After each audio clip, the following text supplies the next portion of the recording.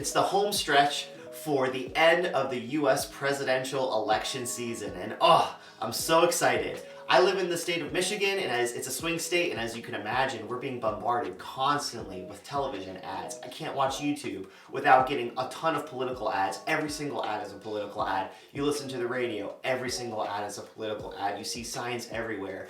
And the one thing that I just keep thinking about is this two-party political system that we have in the United States, this duopoly that they have. They try to gaslight us as Americans to make us think that we need to be divided, which I think is total nonsense in my humble opinion, because listen, I'm not like bragging or anything, but I studied American history, and ever since the beginning of the Republic, when the political parties began to form, right even during the days of George Washington, these parties have always tried to divide Americans to basically get them to vote for their party. And they create these culture wars. These culture wars that we're having right now are nothing new with American history. So don't let anyone tell you that this is unlike any other time period in American history. It's not.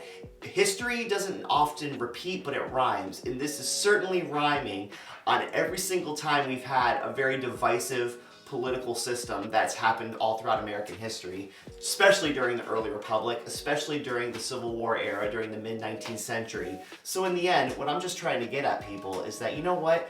We're all human, we're all Americans, I'm doing my own business right now, right? And I meet a lot of people, and I've made a lot of really cool connections. And the one thing I keep noticing is the vast majority of Americans that I meet, just day to day, even though we might have different political opinions on certain issues, maybe we have certain different moral issues or social issues that we might not necessarily see eye to eye on, but the base instincts of us, of trying to live a good life, trying to provide for our families, trying to go to school, these are all things that we have in common. We have more that unites us than divides us. And quite frankly, all that religious and moral and cultural stuff, that's all noise, because in the end, in my opinion, what matters is, are we being kind to each other? Are we being respectful of one another? Are we recognizing our humanity? Are we looking at one another?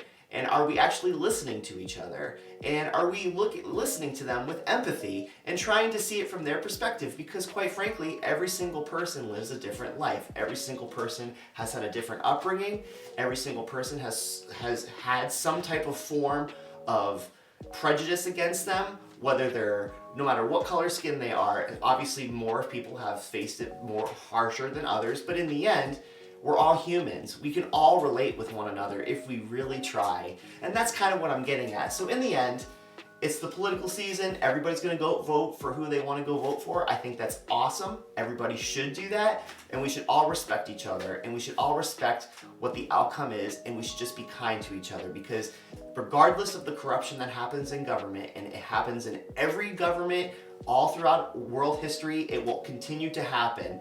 But what we can control is ourselves and how we act towards each other. And if we do that, we will live in a better world. So yeah, anyways, that's my thought for the day. Thanks so much for watching. Danny Disher, out.